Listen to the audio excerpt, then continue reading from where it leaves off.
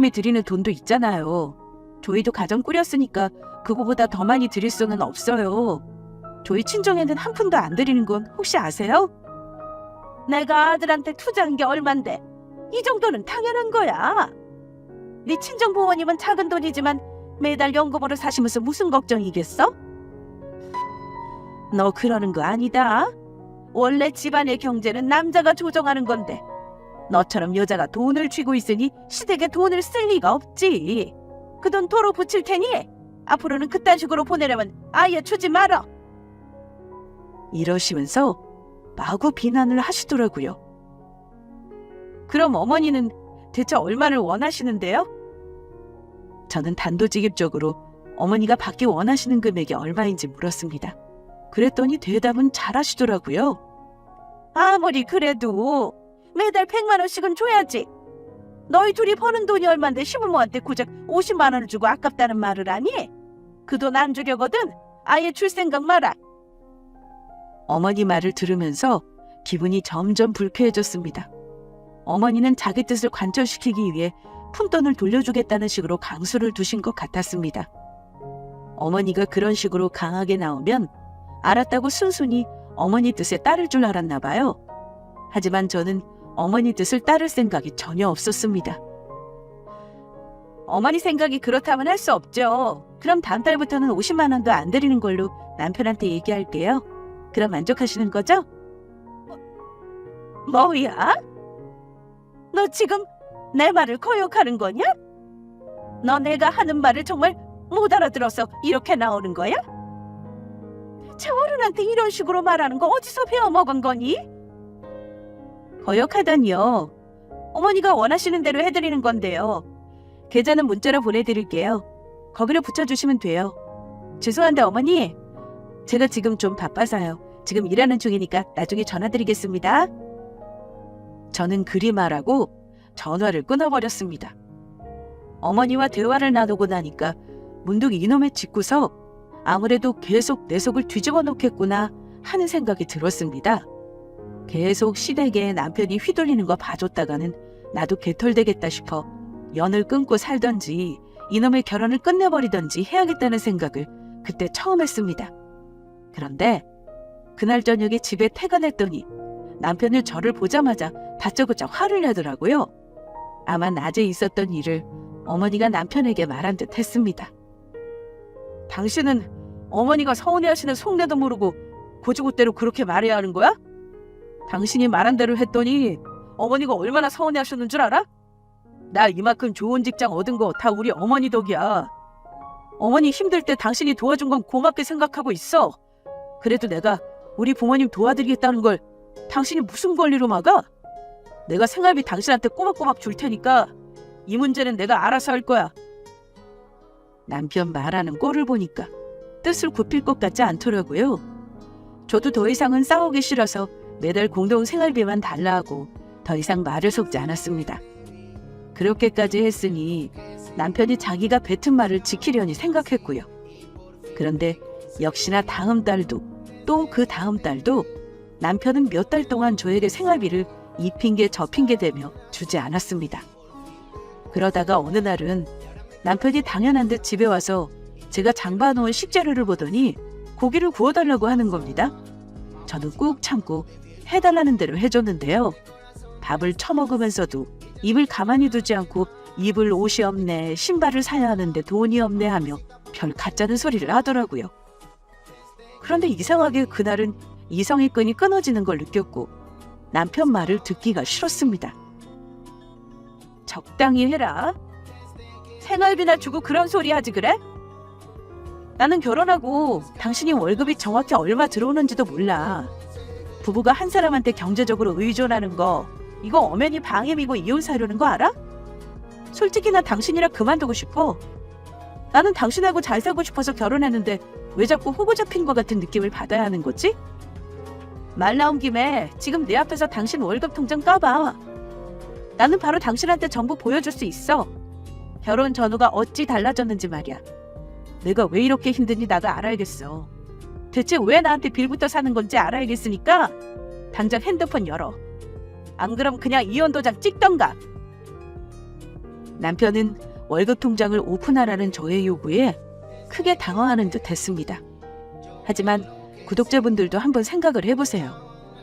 결혼 1년이 다 되어가는 동안 배우자의 수입과 지출을 명확하게 모르고 있다는 건 문제 아닌가요? 지금 내 월급 통장 얘기가 왜 나와? 내가 준다잖아. 결혼할 때부터 그 말 했으면서 이제껏 내가 버는 돈으로 먹고 산 거 몰라? 양심 좀 있어라. 대체 나한테 왜 월급을 못 갖다 주는 건지 나도 알아야겠으니까 지금 당장 보여줘.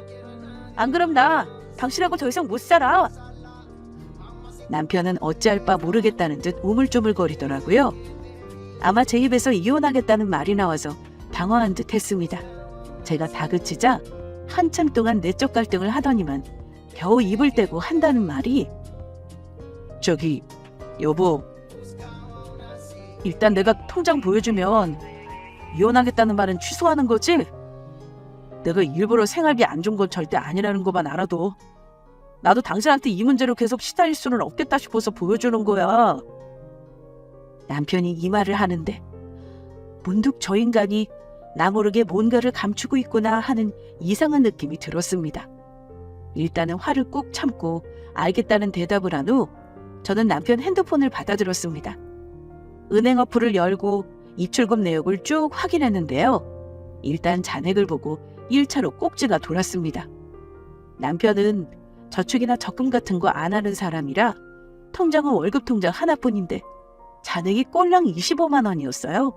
그것도 월급 받은 지 일주일도 안 되었는데 말입니다.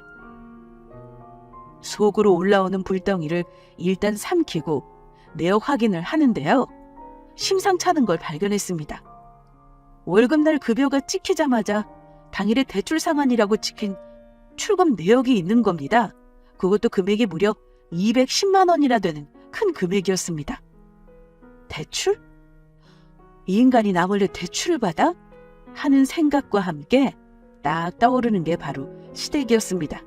아무리 생각해도 목돈 대출 받을 일은 우리 부부에게 없었고 주식이나 코인 하는 사람도 아닌데 돈 필요할 일이 없었거든요. 날짜를 거슬러 올라가며 보니 몇 달 전 시부모님 이사 날짜에 대출금 실행이라며 4억이라는 돈이 통장에 찍혔다가 계좌 이체한 내역이 있더라고요. 은행에서 대출을 받았다는 게 확실했습니다. 그리고 매달 대출 원금과 이자가 200만 원이 넘게 나갔고 자기 엄마에게 생활비를 드리니 저한테는 생활비 줄 돈이 당연히 없었던 겁니다. 자기 밥값이며 기름값 하기도 쪼들렸을 테니까요. 모든 진실을 파악하고 나니까 이제는 화도 안 나더라고요. 기가 막혀 할 말을 잃은 거 보니 남편은 제 눈치를 보며 입을 열었습니다. 여보, 내가 일부러 속인 건 아니야. 나도 다 밝히니까 차라리 속이 시원하다 시원해. 실은 어머니 저번에 이사한 거 말이야. 내가 대출 받아서 집 산 거야. 명의는 나랑 엄마랑 공동 명의고 대출금이 부담되긴 해도 나중에 오르면 좋지 않겠어? 엄마는 남의 집 새들어 사는 게 너무 싫으시대. 집 없는 서름 당하는 거 싫다고 우시는데 어쩌겠어. 근데 무려 월급 절반이 대출금으로 나가고 있었네?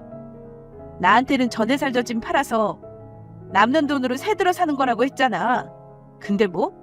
4억이나 되는 돈을 당신이 대출을 해? 당신 정말 미쳤구나. 이런 걸 나랑 상의도 없이 결정해? 그러니까 미안해. 내가 마음대로 결정한 건 정말 할 말 없다. 그래도 당신 월급이 나보다 훨씬 많으니까 당분간은 내 월급은 대출 갚는 데 쓰고 단순 월급으로 살면 되지 않을까? 나중에 어차피 그 집 물려받을 거면 지금 힘들어도 그렇게 하는 게 좋을 것 같았어. 내 월급 허튼 데 쓰는 거 아니라는 거 알지? 당신 월급이 얼만데 우리가 먹고 살 걱정을 해. 당신 월급만 가져가도 우리들 충분히 사니까 걱정 마. 그래서 앞으로 30년을 당신 월급으로 시부모님 집 대출 갚고 내 돈으로 계속 이렇게 사시겠다? 걱정 말라고? 웃기지 마. 이제부터 당신 걱정이나 해야겠다. 나는 이 일 절대 용납 못해. 우리 이혼해. 내일 당장 우리 부모님한테 다 말할 거고 그동안 내가 생활비 쓴 거랑 당신 부모한테 들어간 돈 정확히 계산할 거야.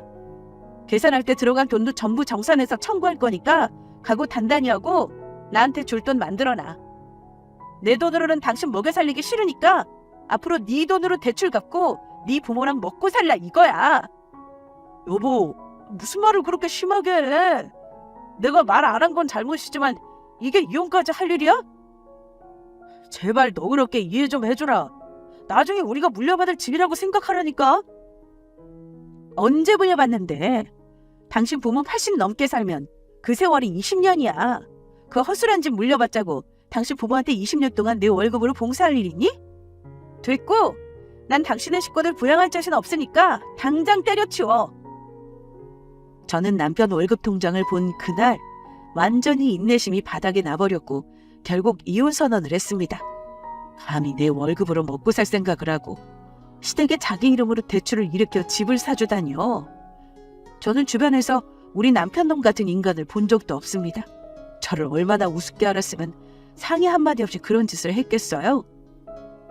이 집은 내 집으로 된 거니까 당신 집 챙겨서 나가. 당신 엄마는 아들이 집에 와서 아마 좋다고 하실 거야. 며느리가 돈줄 틀어주고 있는 거 그렇게나 못마땅히 하셨잖아? 앞으로는 당신이 버는 돈은 당신 엄마한테 다 갖다 바쳐도 되니까 그렇게 해. 남편은 냉정한 제 말에 무릎까지 꿇고 빌었습니다. 여보, 제발. 내가 당신한테 다른 거 거짓말한 거 하나도 없는 거 알잖아. 이깟 일로 이혼이 뭐야? 우리 부모님이 절대 허락 안 하실 거야. 장인어른하고 장모님도 내 얘기 들으면 이해해 주실 거라니까. 이혼은 못해.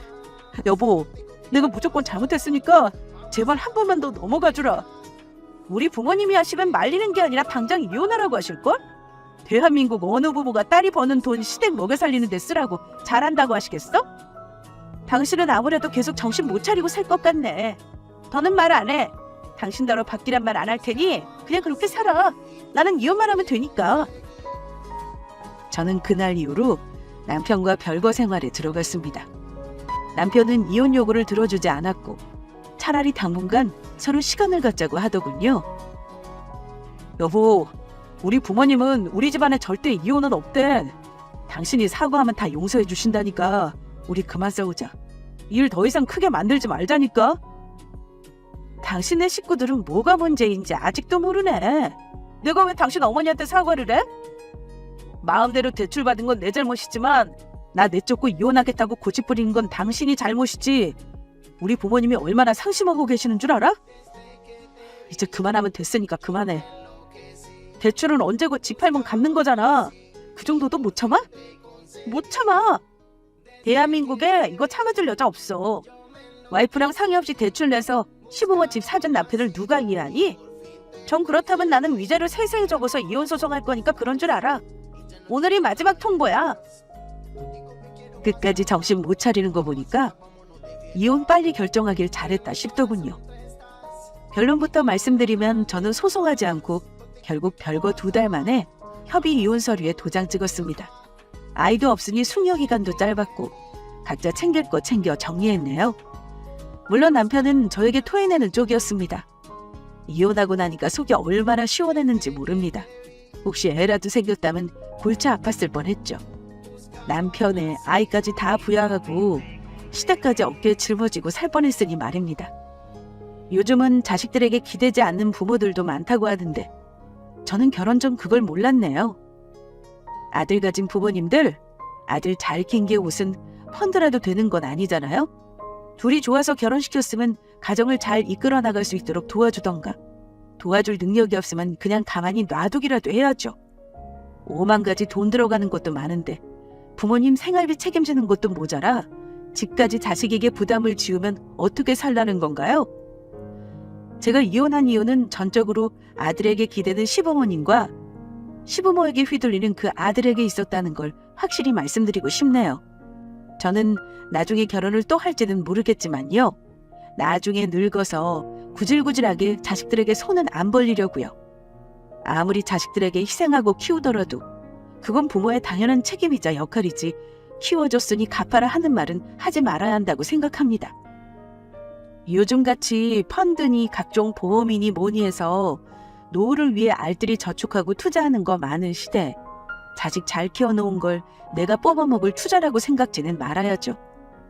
생각이 다를 수는 있겠지만 이제는 세상이 예전과는 많이 달라졌으니까요. 새 출발하는 자식들에게 짐되고 힘들게 하지 말고 자기 노후는 본인 스스로 준비해 놓는 게 맞다고 생각합니다. 나중에 제가 자식을 낳아도 당연히 그럴 생각이고요. 어쨌든 1년 만에 이혼한 저의 사연은 이렇습니다.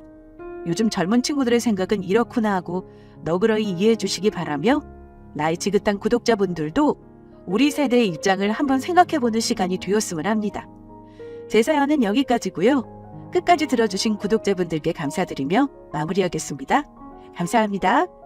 안녕하세요. 저는 30대 직장인이고요. 작년까지만 해도 저는 식장에 드레스까지 알아보러 다녔던 예비 신부였습니다. 결혼은 작년을 넘기지 않고 가을쯤 하고 싶었는데 원하는 날짜에 이미 날짜가 다 잡혔다길래 해를 넘겨 올해 봄으로 간신히 잡아놓은 상황이었습니다. 그런데 지금은 혼자네요. 주변에 시집가는 친구들 하나둘 보면서 저 친구는 어디에 집을 얻고 살림은 뭘 샀고 하는 거 관심을 가졌고 정말 기쁜 마음으로 결혼 준비하던 제가 파혼을 하게 될 줄은 몰랐습니다. 당연히 파혼 사유는 예비 남편에게 있었어요. 하마터면 제 인생 망칠 뻔한 결혼을 극적으로 피하게 된 이야기를 들려드리려고 하는데요. 세상 좁다는 말이 괜히 있는 게 아니라는 걸 몸소 체험한 저는 남에게 피해주거나 마음에 상처 주고 살면 언젠가는 나에게 어떤 식으로든 돌아온다는 걸 알게 되었습니다. 원래 저는 부모님으로부터 일찍 독립한 편입니다. 부모님 집은 부산이고 저는 서울에 있는 여대를 다녔기 때문에 학교 근처에서 자취를 했어요. 그때부터 지금까지 쭉 혼자 서울에서 삽니다. 중간에 부모님 도움으로 2년간 미국에서 공부를 했고 돌아와서 외국계 제약회사에 입사해 지금껏 일하고 있습니다. 정말 감사한 일이지만 부모님이 비교적 여유가 있으십니다. 두 분 다 부산 토박이이시고 외갓집도 원래부터 부자였다고 들었습니다. 그래도 저는 대학교 등록금 외에는 제가 아르바이트 하면서 용돈 벌어서 썼고 부모님에게 기대지 않으려고 많이 노력하면서 살았습니다. 물론 엄마 아빠는 딸인 제가 혼자 서울에서 자취한다는 걸 늘 걱정하셨고 제가 미국으로 공부하러 갔다 오겠다고 선언했을 때 말도 안 되는 이유로 걱정하시면서 말리셨던 분들이십니다. 그러다가 허락하셨던 이유는 남동생 때문이었습니다. 꼭 미국 가서 공부하고 싶다면 내년 봄으로 기간만 미루는 게 어때? 성현이도 이번 학기만 다니고 미국으로 공부하러 가고 싶다잖니. 너도 혼자 가는 것보다는 동생이랑 같이 가서 집 월세도 같이 부담하면 좋을 거야. 힘들 때 동생이랑 의지도 되고 말이야. 네가 동생이랑 같이 가겠다면 엄마가 마음 놓고 보내줄 수 있을 것 같아서 그래. 어떠니? 엄마도 참. 거기도 사람 사는 곳인데 뭐가 그리 걱정이야? 내가 혼자 가면 뭐 큰일 날까 봐서 그래? 뉴스에 보니까 뭐 총으로 쏴대기도 하고 판거리도 혼자 돌아다니기 무서운 나라이잖니. 엄마는 우리나라가 돈만 있으면 세상에서 제일 살기 좋은 것 같아. 네가 공부하고 싶다니까 보내주고는 싶다만 너무 걱정이라는 걸 어쩌겠니? 어차피 가는 거 동생이랑 가는 시기 맞춰서 같이 가면 안 될까? 엄마가 그래야 마음 놓을 것 같아서 그래. 엄마 생각이 그렇다면 일단 나도 성현이랑 얘기 나눠볼게. 저는 엄마 말도 일리가 있다고 생각했습니다. 결국 동생과 논의한 끝에 유학 시기를 맞추기로 했습니다. 그렇게 해서 떠나게 된 20대 초반의 유학이 제 삶에 어떤 나비 효과가 되어 돌아올지 까맣게 몰랐다는 게 참 신기하네요. 저는 미국에서 정착할 생각은 없었고 한국으로 돌아와 취업 준비를 했던 것과는 달리 남동생은 제가 2년간의 교육을 수료하고 돌아오고 나서도 쭉 미국에서 공부했습니다. 그곳에서 학부를 마치고 대학원 진학까지 고민했는데 좋은 여자를 만나 연애와 결혼까지 하면서 정착해서 살고 있네요. 이런 거 보면 사람 인생이 어디로 흘러갈지 모르는 일이다 싶은 게 원래는 동생도 공부하고 돌아와 한국에서 회계사 시험을 볼 예정이었거든요. 그런데 지금은 하려던 일과 전혀 다르게 미국 LA에 정착해 살면서 예쁜 와이프와 함께 사업을 하고 있으니 말입니다. 한국으로 돌아온 후 취업은 순조롭게 한 편이었습니다. 그때 나이가 27이었어요. 사실 저는 그때만 해도 남자친구나 애인을 만나고 싶은 생각은 별로 없었습니다. 아직은 제가 하고 싶은 일로 자리 잡는 게 먼저라고 생각했으니까요. 그런데 유학할 때 같이 공부했던 친구들 모임에 나오던 지인이 너무 딥하게 생각 말고 한번 좋은 사람 만나보라며 소개해준 사람이 제가 결혼까지 생각하게 된 사람입니다. 처음에는 친구가 소개해준다는 거 몇 번 거절했었어요. 그런데 친구가 저에게 그러더라고요. 너는 좋은 청춘 공부만 하고 일만 하다가 다 날려보낼래? 지금 이 사람 저 사람 만나봐야 사람 보는 눈도 생기지. 내가 지난주에 유학생 모임 갔다가 만난 친구가 있는데 그 친구도 잘 아는 사람이래. 외모도 괜찮고 나이는 32에 미국에서 사업하는 남자라더라. 그 사람 부모님은 미국에서 주유소 한다던데 신혼보증은 확실한 사람이니까 한번 만나봐. 만나봐서 아니다 싶으면 안 만나면 되는 거잖아. 내가 싫다고 하면 네가 곤란할까 봐 그러지. 별 걱정을 다 한다. 남녀관계가 뭐 잘 될 수도 있고 안 될 수도 있는 거지. 구덕이 무섭다고 장 못 담글 일이야? 걱정 마. 나중에 잘 되면 나 옷이나 한번 해주면 되겠네. 그렇게 소개로 그 사람을 만나는데 생각보다 말이 잘 통했습니다. 그 사람은 LA에서 살면서 사업을 하다가 3년 전 한국에 들어와 정착했다고 했고요. 애프터 신청받고 몇 번 더 만나게 되면서 자연스레 사귀게 되었습니다. 사귄 기간은 2년. 부모님께 감사한 마음이었지만 최대한 부모님 도움 없이 하고 싶었습니다. 그리고 저는 굳이 서울에 집을 사고 싶은 생각이 없었어요. 조금만 외곽으로 나오면 훨씬 좋은 조건의 환경도 좋은 곳에서 집을 구할 수 있는데 굳이 비싼 돈에 대출까지 껴서 서울에 아파트를 사고 쪼들리며 대출금 갚으며 살기는 싫었습니다. 그건 예비 남편도 동의했어요. 그래서 조만간 예비 남편의 오피스텔을 정리하고 살림을 합칠 생각이었습니다. 엄마는 예비 남편 가족에 대해서도 물으셨습니다. 딸이 결혼하겠다는 사람 가족이 궁금한 건 부모로서 당연한 거니까요. 저는 예비 남편 부모님이 미국에 계신 것과 상견례는 부득이 생략하기로 한 것 등은 미리 말씀드렸습니다. 하지만 엄마는 남자 쪽 가족을 전혀 모르고 있다는 것이 계속 마음에 걸리셨던 것 같아요. 아무리 다 큰 성인들이라지만 자네 가족들이 우리 딸 얼굴 한번 안 보고 결혼하겠다고 하면 어른들이 서운하게 생각하시지 않겠나? 사정이 여의치 않아서 결혼 전에 양가 상견례는 어렵다고 해도 결혼 전에는 우리 딸도 자네 부모님은 한번 만나야지. 그게 도리야. 엄마 말에 예비 남편은 웃으면서 당당하게 대답했습니다. 장모님, 무슨 걱정하시는지 잘 압니다. 그건 선현이랑 제가 잘 의논해서 결정하도록 하겠습니다. 저희 부모님도 아마 며느리 엄청 보고 싶어 하실 겁니다. 그러니 그건 너무 걱정하지 마세요. 자네가 그렇게 말해주니 안심이 된다만 그래도 어른들 너무 배제하지 말고 의논하면서 준비했으면 하네. 자네도 한국에 가족이 없으니까 힘든 거 있으면 우리한테 어려워 말고 얘기하게. 알았지? 엄마는 남자친구를 따뜻하게 대해주셨지만 실은 그때 반반이셨다고 합니다.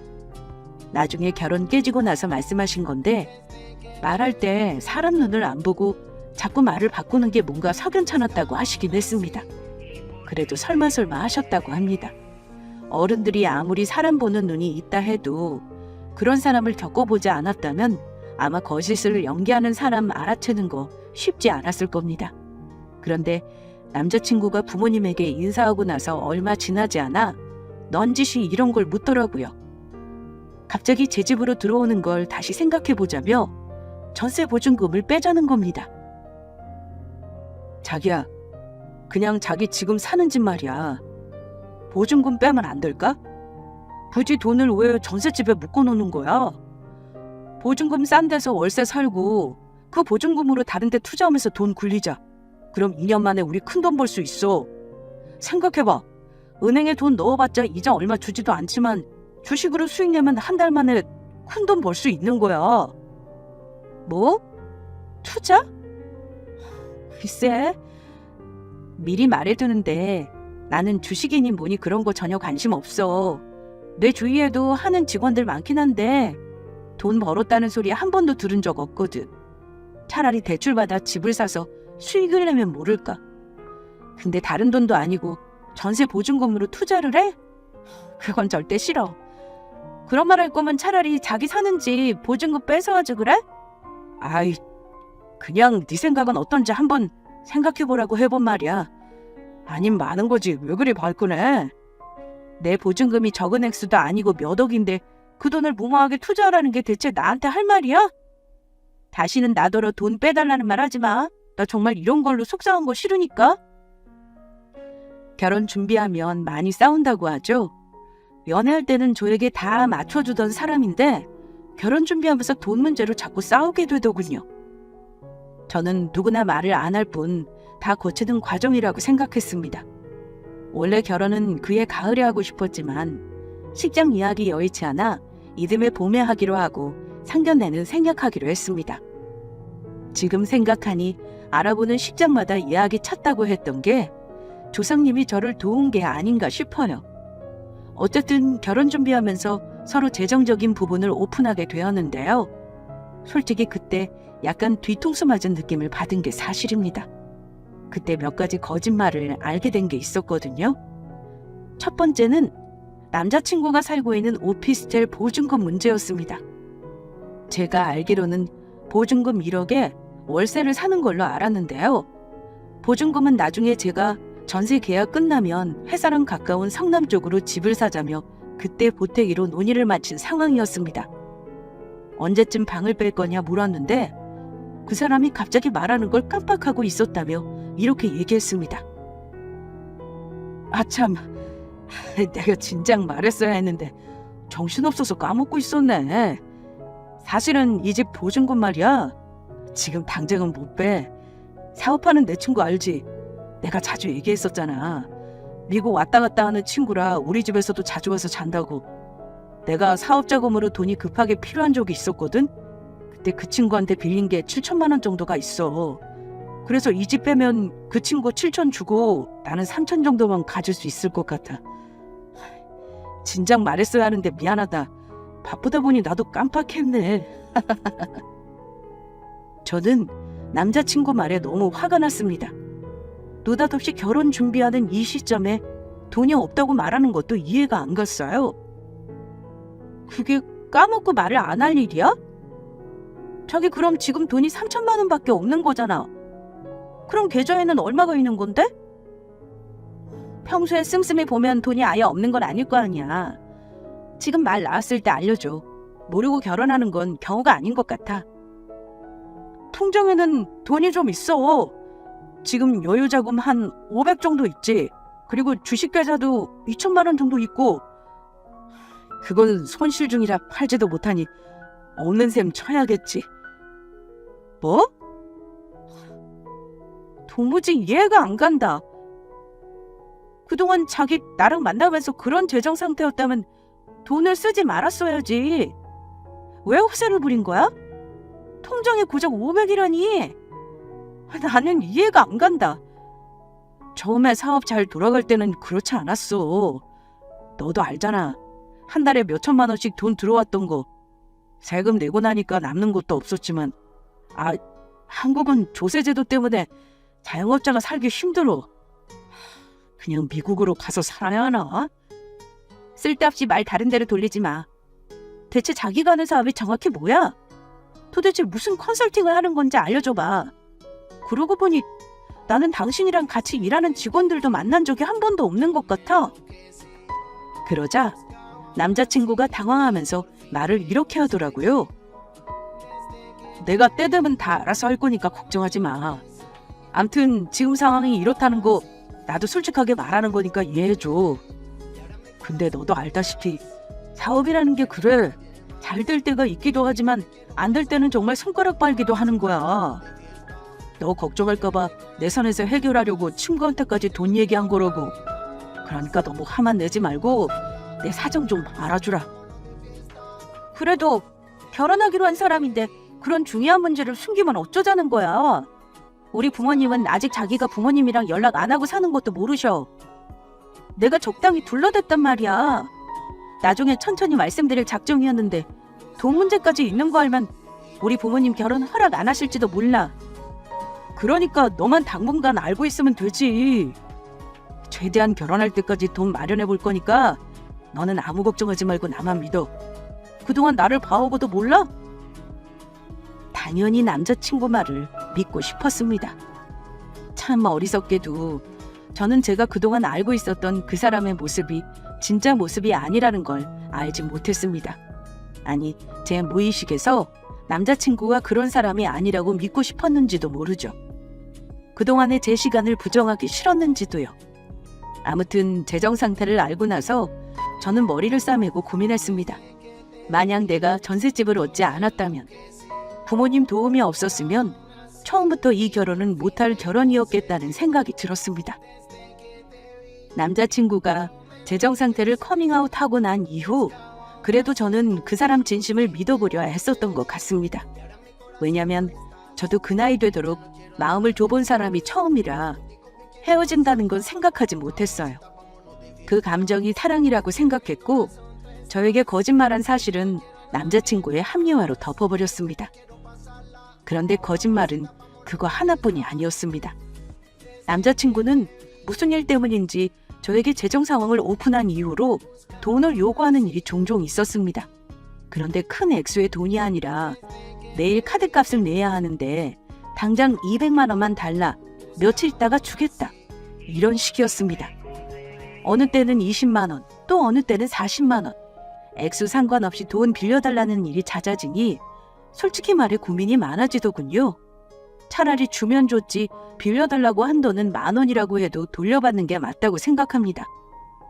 예전에 친하게 지내던 친구가 제 돈 100만 원을 급하다고 해서 빌려준 적이 있었는데 돌려받지 못했을 때 그 불쾌함이 너무도 크다는 것에 당황한 적이 있었습니다. 그런 경험이 없었다면 아무 생각 없이 빌려줬을지도 모르겠습니다. 하지만 돈이란 것이 관련된 관계는 서로가 서로를 의식할 수밖에 없어지는 법입니다.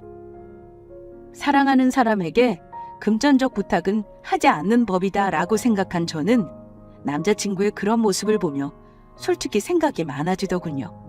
게다가 결혼 준비하면서 돈 들어갈 일 많은 거 아시죠? 아무리 아낀다고 해도 신혼여행이며 웨딩 촬영에 살림살이 하나를 마련한다 해도 다 돈이 들어갑니다. 그런데 예비 남편은 돈 쓸 일을 말하면 이렇게 말했습니다. 나는 해외를 하도 많이 다녀서 그런가 그냥 제주도로 신혼여행 가보고 싶어. 나 실은 제주도 한 번도 안 가봤거든. 우리 신혼여행은 제주도로 가자. 그리고 살림살이는 그냥 네가 쓰던 거 쓰고 나중에 우리 집 사서 이사 갈 때 새로 마련하는 게 어때? 그럼 결혼 비용 많이 아낄 수 있을 거야. 돈을 너무 안 쓰려고 했고 예약금이니 뭐니 전부 자기가 바쁘다는 이유로 제가 해결하게 만들었습니다. 그때쯤에라도 예비 남편에 대해 자세히 알아봤어야 했는데 그저 그 사람이 바쁘다는 말만 믿고 결혼 준비를 저에게 일임한 거라고 생각했습니다. 결혼식은 아무래도 부모님 손님들이 많을 것 같아서 부산에서 하기로 했는데요. 남동생도 결혼식에 맞춰 한국에 들어오겠다고 했습니다. 제가 만나는 사람이 있다는 건 미리 말해서 알고 있었지만 결혼한다고 하니까 서운해하면서도 축하해줬습니다. 자기가 미국에서 사업을 하다 보니까 아무래도 한국에 들어오는 게 쉽지 않아 매형 얼굴도 모른다고 미안해했지만 결혼식 당일에 본다고 안 될 것도 없다고 걱정 말라 했습니다. 동생은 결혼을 이틀 앞두고 자그마치 8년 만에 들어왔는데요. 서울에 있는 호텔에서 하루 머물고 저 결혼하기 전날 부산에 내려오기로 했습니다. 저 결혼하고 나면 이듬해쯤 결혼할 계획이라며 자기 피앙새를 데리고 같이 귀국한 탓에 아마 서울 먼저 보여주고 싶었던 것 같습니다. 한국에 온 김에 보름가량 머물며 여행도 하고 부모님과 시간을 보낼 계획이라고 했고요. 결혼 전날 동생이 자기 여자친구와 집에 왔는데요. 저도 몇 년 만에 동생을 보고 놀랐습니다. 동생은 예전에 어린 청년의 모습이 아니었습니다.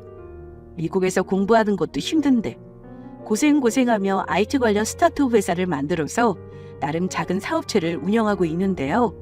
멋진 남자가 되어 있더라고요. 동생은 미국에서 바쁘게 지내느라 상견례 때도 예비 남편을 보지 못했다고 엄청 궁금해했습니다. 사실 제 동생이 저랑 연년생이다 보니 어쩔 땐 친구 같기도 하고 어쩔 때는 저보다 오빠 같은 모습을 보이기도 합니다. 평소에는 저에게 누나라고 잘 하지도 않고 동금으로 생각하는지 놀리기도 많이 합니다. 그래도 저와 유학생활 같이 하면서 서로 의지하며 돈독하게 지낸 남매 사이입니다. 대면대면하게 지내는 사이는 아니라서 친구들이 보면 신기해하기도 해요. 어쨌든 그런 동생이 저 결혼한다니까 축하하면서도 놀리더라고요. 누나, 그래도 결혼한다니까 다행이네. 나는 누나 노처녀로 늙을 줄 알았거든? 대체 누나랑 결혼하겠다는 대인배가 누구래? 궁금해 죽겠네. 이제는 매형이라고 해야 하나? 만나서 누나 구제해줘서 고맙다고 절해야겠네. 나중에 누나 흑역사를 매형한테 전부 말해볼까? 그럼 완전 재미날 것 같은데. 누나 전 남자친구 썸 타던 남자들 말이야. 어이구, 야, 너 말 조심해. 너 내 흑역사 얘기하면 여자친구한테 나도 예전에 네가 사귄 여자친구들 몇 명인지 다 불어버린다? 아이, 누나, 제발 그것만은. 알았어. 암튼 내가 내일 매형 만나보고 과연 누나를 감당할 수 있는 남자인지 잘 봐줄게. 누나, 내가 사람 볼 줄 아는 거 알지? 나만 믿어봐. 그나저나 결혼 전에 미리 봤으면 좋았을 텐데 일정이 이래서 결혼날 처음 본다는 게 참 누나한테 미안하네. 암튼 매형 부모님도 미국에 계신다며? 누나도 그럼 미국 종종 올 거지? 미국에서 또 보면 되겠다. 동생은 이렇게 너스레를 떨면서도 진심으로 제 결혼을 축하해줬습니다. 사실 저는 동생과 이렇게 장난 섞게 대화를 하면서도 그동안 결혼 준비하면서 마음고생한 거 털어놓을까 말까 고민했습니다. 하지만 사실을 말하면 동생은 분명 결혼을 그만두라고 할 게 뻔했습니다. 말은 저렇게 하고 저를 놀리지 못해 안달이지만 그 누구보다 누나를 생각한다는 걸 제가 왜 모르겠어요? 그런데 누나 신혼집은 새로 안 얻고 누나 살던 집에서 살기로 했다며. 쓰던 살림살이도 그냥 쓸 거면 매형은 누나한테 완전 거저 장가오는 거네? 그간 결혼 준비 과정을 대강 듣고 난 동생이 대뜸 전곡을 찌르더라고요. 동생에게만은 그동안 예비 남편 때문에 속상했던 일을 말하고 싶었습니다. 너 엄마한테는 걱정하니까 아무 말 하지 마. 사실은 말이야. 내가 지금 결혼 앞두고 이런 말 하는 게 맞는 건지 모르겠는데 그동안 마음이 오락가락해서 많이 힘들었어. 이게 과연 맞는 건지 말이야. 오영부영 하는데 결혼식이 내일이라니 나 진짜 기분이 너무 이상한 거 있지. 누나, 원래 결혼 앞두고 여자들은 다들 불안해한대. 다 잘 될 거니까 너무 걱정하지 마. 누나 매형도 아마 같은 마음 아닐까 싶다. 암튼 내가 매형 만나면 누나 꼭 행복하게 해주라고 신신당부할게. 누나 신혼여행도 제주도로 간다며? 다녀와서 매형이랑 술 한잔 천천히 하면서 친해져야겠네. 그래도 친구 같은 동생에게 그간 있었던 일을 털어놓으니까 마음이 한결 가벼워지더라고요.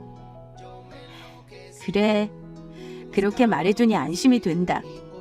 근데 결혼식 날 매형 얼굴을 처음 보다니 이것도 참 어이없는 일이긴 하다. 그치? 사진으로 봤는데 뭐 나이에 비해 되게 어려 보이던데? 아유, 사진에는 너무 살이 쪄서 아마 지금이랑 많이 다른 모습일 거야. 결혼한다고 운동해서 살 많이 뺐거든.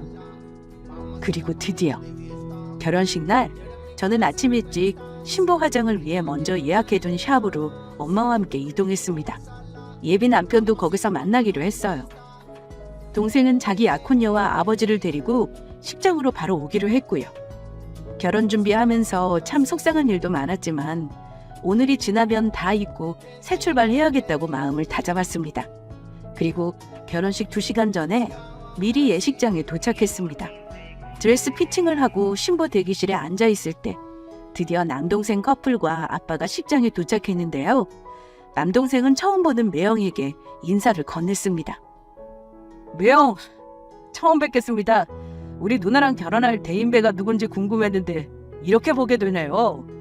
처음 보는 날이 결혼식 날이라 유감이지만 어쨌든 만나서 반갑네요. 우리 누나 결혼해서 잘해주세요. 성격이 좀 세 보여도 세상 착한 누나입니다. 처남. 진작 봤으면 좋았을 텐데 나도 유감이네요. 이제 가족이니까 앞으로 자주 보면서 친해지면 되겠네요. 두 사람은 웃으면서 악수를 했고 마주서서 서로의 얼굴을 바라봤습니다. 그런데 예비 남편과 대화를 나누던 남동생이 잠시 멈칫하는가 싶더니만 고개를 갸우뚱거리며 계속 예비 남편의 얼굴을 쳐다보더라고요. 예비 남편은 그런 동생의 눈초리에 어색한 웃음을 지었습니다. 남동생은 잠시 동안 무언가 생각하는가 싶더니 부지런히 누구와 메신저로 대화를 나누었습니다. 그러기를 몇 분째 남동생이 심각한 표정으로 저에게 묻더라고요. 누나가 결혼하려는 사람이 이 사람 확실한 거지? 저는 남동생 말투가 조금 전 인사를 하던 때와는 달리 뭔가 공격적이라고 느꼈습니다. 저는 남동생이 묻는 말에 고개를 끄덕였고요. 그러더니만 동생이 예비 남편에게 다시 묻더라고요. 그런데 매형, 미국에서 사셨다고 했죠? LA 부모님 계신다고 들었는데 저도 지금 LA에 살거든요. 거기서 사업을 하고 있어서요. 아시겠지만 워낙 한인 사회가 좁잖아요. 매형 부모님도 건너 아는 사이일 수도 있겠네요. 근데 혹시 LA에서 무슨 사업하다가 한국에 왔는지 물어봐도 될까요? 동생은 어쩐지 매서운 눈으로 예비 남편을 쳐다보며 물었습니다. 그런데 당황한 예비 남편은 동생이 묻는 말에 대답을 피하면서 그런 얘기는 나중에 천천히 합시다, 처남. 나는 밖에 손님들 맞을 준비를 해야 하니 일단 나가 있어야겠네요. 이러면서 다급히 신부 대기실을 나가려고 하는 겁니다. 그런데 그때 남동생이 나가려는 예비 남편의 팔을 턱하니 붙잡더라고요. 잠깐만요, 매형. 아직 내 말 안 끝났는데요? 매형 한국 이름이 김상현이라고요? 이상하네. 제 친구놈은 매형을 다른 이름으로 알고 있네요. 나도 그렇고요. 그게 무슨 말이에요, 처남? 나 이만 나가볼 테니까 누나랑 더 얘기 나눠요. 저는 갑자기 뭔가 무례해진 동생에게 놀랐습니다. 야, 너 갑자기 왜 이래? 미쳤어? 그러자 동생은 예비 남편의 팔을 잡은 채 저에게 말했습니다. 누나, 아무래도 이 결혼 엎어야겠다. 세상 참 좁네. 어쩜 이런 우연이 있지? 왜 하필 우리 누나야? 너 대체 그게 무슨 말이야? 말을 해야 결혼을 엎든 말든 하지. 동생은 대답 대신 예비 남편의 팔을 확 뒤로 꺾더니만 이러는 겁니다. 와, 이 자식 여기서 잡네. 누나, 이놈 이거 완전 질 나쁜 사기꾼 놈인데 미국에서 감옥 갈 놈이 왜 한국에서 누나 이러고 있냐? 뭐? 결혼? 이 자식이 누구 인생을 망쳐놓으려고 결혼이야. 우리 누나 돈 싹 다 들고 튀려고. 이 자식 이거 보통 놈이 아니네. 큰 그림 그리고 아주 대형 사기를 쳤어. 팔이 뒤로 꺾인 예비 남편은 억하는 소리를 내며 억울하다는 듯 말했습니다. 처남. 어디서 무슨 말을 듣고 이러는 거지? 난 처남이 초면인데 꼭 어디서 날 본 것처럼 말하네. 내가 흔하게 생긴 얼굴이라 그러는가 본데 일단 이 팔부터 놓고 얘기하자. 그래, 성현아. 일단 그 사람 팔 놔줘. 대체 저 사람은 어디서 봤길래 그래? 그런데 남동생이 해준 말은 실로 놀라웠습니다. 누나, 이 자식 LA에서 되게 유명한 사기꾼 놈이야. 뭐? 김상현? 뭐가 진짜인지는 모르겠는데 미국에서는 괜히 정이었어. 이 자식 업체 재정 컨설팅 하는 놈인데 교묘하게 돈 많고 사업하는 사장들에게 접근한 다음에 돈 갈취해서 먹고 튄 놈이라니까. 내 친한 친구 한 명도 이놈한테 사기 맞아서 얼마나 마음고생했는데 내가 오죽하면 이놈 같이 잡아주려고 탐정 고용하는 비용까지 도와줬었어. 미국은 우리 같은 한국 사람이 경찰을 고소하는 게 쉽지 않거든. 근데 이 자식이 미국에서도 망쳤는 줄은 몰랐네. 근데 왜 하필 우린 누나냐고. 누나, 인간 이거 대체 어떻게 만든 거야? 저는 동생이 하는 말을 듣고 부케를 떨어뜨려 버렸습니다. 그게 사실이야? 정말 네가 본 그 사기꾼 놈이 맞아? 확실한 거지? 확실해. 이놈 당황한 거 보라고. 누나, 이 결혼 취소하자. 지금 빨리 친구들 연락해서 결혼 취소하라고 알려. 오신 분들은 식 안 올린다고 안내하고 식사만 하고 가라시면 돼. 축의금 안 받으면 되는 거야. 남동생이 예비 남편의 실체를 폭로하는 순간 예비 남편은 우왕좌왕 어쩔 줄 몰라 하더군요. 저는 그래도 그 사람 입에서 뭔가 변명이 나올 줄 알았습니다. 자기, 어디 한번 말해봐. 내 동생 말이 맞는 거야? 제발 뭐라고 변명이라도 해봐. 당신 정말 사기꾼인 거면 대체 한국에 와서 나한테 접근하고 결혼까지 한 이유가 뭐야? 왜 하필 나냐고. 미국은 다시 못 가니까 여기서 살아보려고 한 거지. 아무튼 미안하게 됐다. 나는 거기 일은 싹 잊고 새 출발하려고 했어. 절대 너 재산이나 돈 노린 거 아니야. 저기 일단 내가 설명할 수 있는 기회를 줄래? 설명은 무슨. 우리 결혼 안 하면 그만인 거야. 결혼하고 나서가 문제지. 이깟 결혼식 안 하는 게 뭔 대수라고. 차라리 잘 됐다. 그동안 결혼 준비하면서 이상하게 느낀 거 많았는데 이제 다 납득이 되네. 당신은 나 만나게 된 모임도 일부러 여자 꿰내려고 한 거였구나. 똑똑한 거랑 남자 보는 눈은 정말 상관없나 보다. 왜 하필 내가 저런 인간을 골랐을까? 저는 머리에 쓰고 있던 면사포를 거칠게 벗어던졌습니다. 그리고 신발도 벗어젖히고 맨발로 드레스 자락을 손에 든 채 신부 대기실을 도망치듯 빠져나왔습니다. 솔직히 말하면 예비 남편 놈을 한 대 치고 싶은 심정이었는데요. 내 손을 그런 놈에게 더럽히긴 또 싫더군요. 그런 내 심정을 어찌 알았는지 제가 그 인간을 지나치자마자 동생이 이러더라고요. 야, 이 사기꾼 놈아! 나중에 고소하든지 말든지 알아서 하고 일단 나한테 몇 대 좀 맞자. 이 미친놈이 어디서 우리 누나 인생을 망치려고 해? 새로운 먹잇감 탐색하다가 우리 누나가 걸린 거냐? 너 가만 안 둬. 이대로 당장 나한테 몇 대 맞고 경찰서 가자. 아주 그동안 죄진 거 한국에서 다 갚아봐라. 누나, 일단 경찰에 신고해. 사기꾼 놈 잡아 쳐넣어야겠다. 잠시 후 퍽퍽 소리와 예비 남편 놈의 비명 소리가 차례로 들리더니만 몇 대가 아니라 한참 동안을 맞는 듯 했습니다. 제가 머리가 엉망이 된 채 드레스를 들고 맨발인 채로 신부 대기실을 나와 걸어오는 걸 본 부모님은 엄청 놀라셨습니다. 그러더니만 아빠는 비명소리가 나는 신부 대기실로 황급하게 들어가셨고요. 엄마는 저를 보더니만 무슨 일이냐고 하길래 울면서 조금 전 있었던 일을 말씀드렸습니다. 엄마는 놀라서 벌어진 입을 다물지 못했고 거의 쓰러질 뻔하셨는데요. 그런 정신으로 지인분들에게 용케 연락을 시작하셨습니다. 이미 출발하신 분들은 축의금 안 받고 식사만 하시도록 안내할 계획이었는데요. 다행히 식이 1시간이나 남아있던 탓에 미리 오신 분들은 많지 않았습니다. 어쨌든 불미스러운 일로 결혼 취소를 하게 된 거라 당분간 남들 구설수에 오르내리는 건 어쩔 수 없었네요. 직장에 가서 결혼 안 했다는 말을 어찌할지 축의금 봉투 돌려줄 생각을 하니 창피한 기분이 들긴 했습니다. 그래도 나중에 이혼하는 것보다는 낫다고 생각하기로 했네요. 쪽팔림은 잠깐이니까요. 아빠도 동생에게 자초지종을 들은 것 같더라고요. 제가 이제까지 살면서 한 번도 본 적 없는 모습으로 대로한 아빠는 때리지만 않았을 뿐 예비 남편을 엄청 뭐라고 하셨습니다. 저는 너무 속상한데 이상하게 눈물이 안 나더라고요.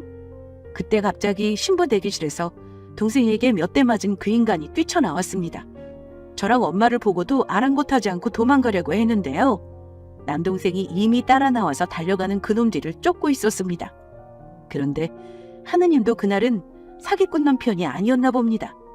1층으로 내려가려는 찰나 신고를 받고 온 경찰 2명을 보고 도망가는 걸 멈추더군요. 동생은 경찰에게 뭐라 설명을 했고 그놈은 저와 더 얘기를 나눌 것도 없이 경찰에게 연행되고 말았습니다.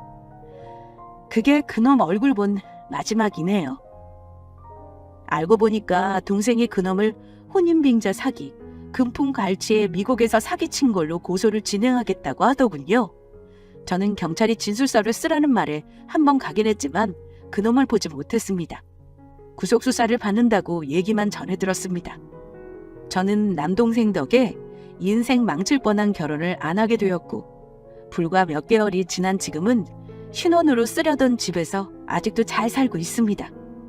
동생은 자기 손으로 결혼 엎은 걸 되게 자랑스러워합니다. 제 인생을 구제해줬다면서요? 누나, 내 덕에 인생 망칠 뻔한 거 살아난 줄 알아. 혹여나 그놈 부모님 걱정하지 말고. 왜냐면 세상에 있지도 않은 사람들이거든. 그 자식이 미국에 부모가 있으면 그딴 식으로 남 등쳐먹고 다녔겠냐?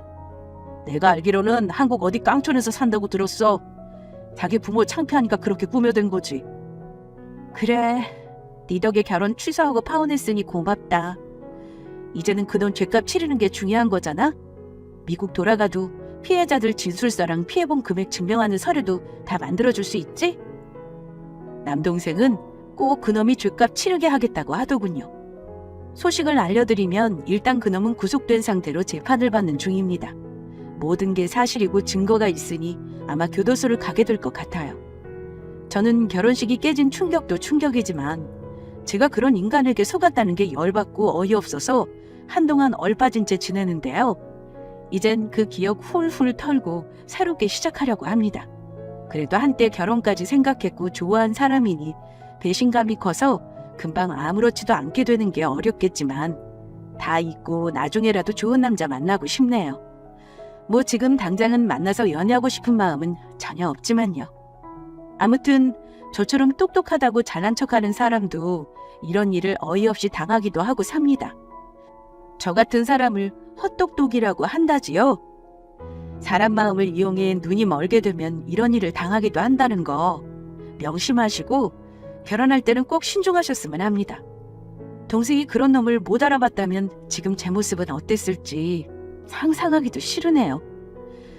정말 가족이 최고인가 봅니다. 결혼할 사람이 사기꾼이라는 것도 잡아내주니 말입니다. 제가 남자 보는 눈은 없어도 조상복도 있고 동생복은 확실히 있나 봅니다. 지금까지 제 넋두리 읽어주셔서 감사합니다. 제 사연은 여기까지 할게요. 끝까지 들어주셔서 감사합니다. 안녕하세요. 저는 올해 33, 평범한 직장에 다니는 싱글입니다. 아마 초고속으로 부부 사이를 끝내버린 사연 중 제 이야기가 1등일 것 같은데요. 저는 신혼여행에서 돌아오자마자 황당한 시모의 작태를 보고 그대로 갈라섰습니다. 다행히 혼인신고 전이라 이혼이라는 골치 아픈 과정은 없었지만 금전적으로 해결할 부분들이 꽤나 있었던 탓에 헤어지고 나서도 진흙탕 싸움을 얼마간 했습니다. 결혼 준비할 때 요즘은 신혼집 입주 문제나 대출 문제 등등으로 혼인신고를 먼저 하시는 분들도 계시지만 저 같은 경우 결혼 전에 친정 부모님이 어렵게 집을 마련해 주신 데다 엄마가 말씀하시길 요새는 혼인신고를 다들 살아보다가 천천히 한다더라. 너희도 서두르지 말고 천천히 해. 혼인신고는 절차일 뿐이니 둘이 마음만 잘 맞춰서 산다면야 늦게 한들 뭐가 대수겠니?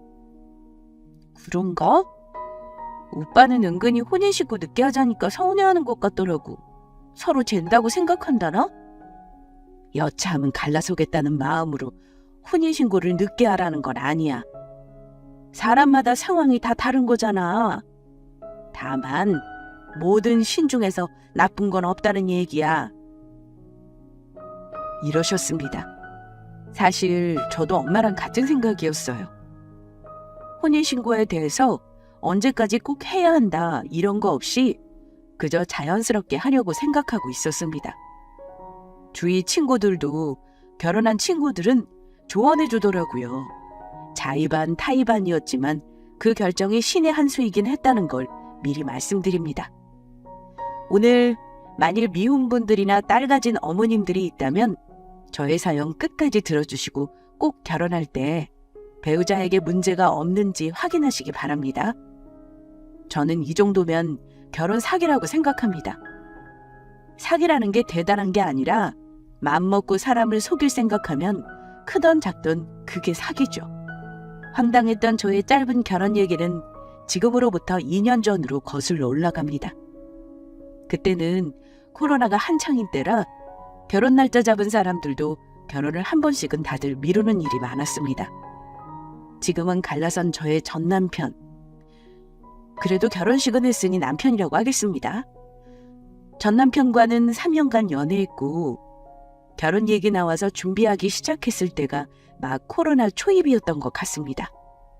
어쨌든 그해 겨울에 상견례를 했는데 상견례 할 때는 양가 부모님 서로 결혼에 대한 얘기를 원활하게 했습니다.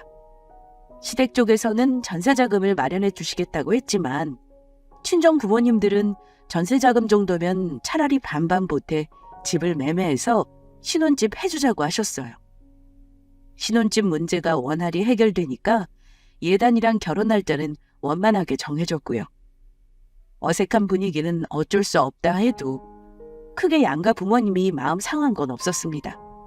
왜냐면 상견례 전에 이미 마음이 상했던 일이 있었던 터라 양가 부모님이 모두 자식 이기는 부모 없다는 식으로 체념한 상태에서 결혼을 받아들이셨기 때문입니다.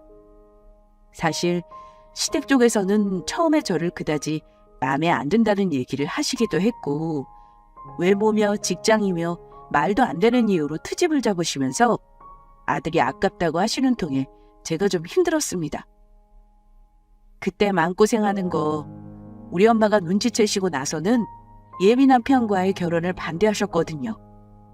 헤어지라고 더 좋은 집안 남자 널리고 널렸다고 그러셨는데 제가 계속 만났던 거고요. 물론 예비 남편이 자기 엄마가 저 마음에 안 들어하는 거 어찌어찌 설득한 걸로 압니다. 한마디로 상견례 전에는 이 결혼은 못할 수도 있는 거였습니다. 솔직히 지금 생각하면 그래요. 그때 그냥 엄마 말을 들을걸. 엄마 말 잘 듣는 사람들은 거기서 정리하기도 하겠지만 저는 똥인지 된장인지 꼭 찍어봐야 직성이 풀리는 성격이라 부모 이겨먹었네요. 시어머니가 저를 싫어한 이유는 아직도 모르겠습니다. 그냥 제가 자기 아들을 빼앗아갔다고 생각하셨을 수도 있고요. 아님 생각한 며느리상이 아니어서였을 수도 있죠. 하지만 원래 남자친구가 저와 사귀면서 늘 했던 말은 집에서 결혼을 빨리 하라고 했다는 거였어요. 왜 어머니는 아들에게는 결혼을 빨리 하라고 종용했으면서 막상 제가 인사를 갔더니 그렇게 싫은 티를 내셨던 걸까요? 우리 엄마는 빨리 결혼해서 집에서 좀 나가라는데 우리 집 언제 인사 갈래? 아주 나가 살라고 노래를 부르신다. 그래? 근데 자기는 결혼할 수 있는 돈이 충분한 거야? 결혼이 애들 장난도 아니고 둘이 어느 정도 준비가 되어 있어야 하는 거잖아. 나는 모아놓은 돈이 좀 있긴 한데 자기는 고작 회사 다닌 지 4년 차에 목돈 모아놓은 거 없을 거 아니야.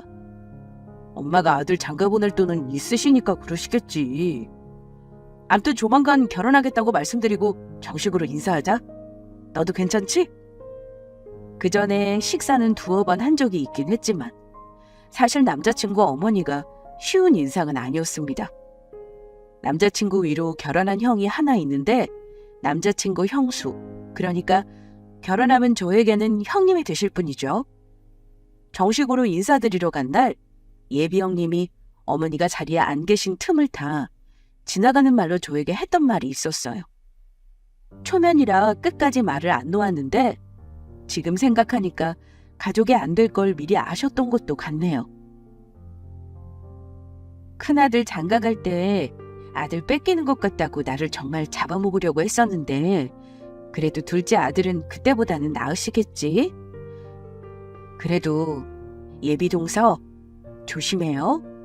혹시 같이 살자는 말하면 농담으로라도 절대 알겠다는 말 하지 말고. 네? 그게 무슨 말씀이세요, 형님? 결혼하겠다고 인사 온 사람한테 자세히 할 얘기는 아니고 암튼 겪어보면 예비 동서도 알게 될 거예요. 내가 왜 어머니랑 잘 안 보고 사는지. 원래 이런 말 식구들 사람에게 하기 쉽지 않은 거잖아요. 그렇다고 결혼하지 말라고 적극적으로 만류는 안 하더라고요. 제가 느끼기에는 그 당시 예비 형님도 시어머니 욕이나 예비 동서에게 하는 소갈머리 없는 사람이구나 하는 인상도 있었습니다. 하지만 그게 도망가라는 신호인 줄 못 알아차린 제가 멍청했었네요. 형님, 살짝만 자세히 얘기해 주실 수는 없으세요?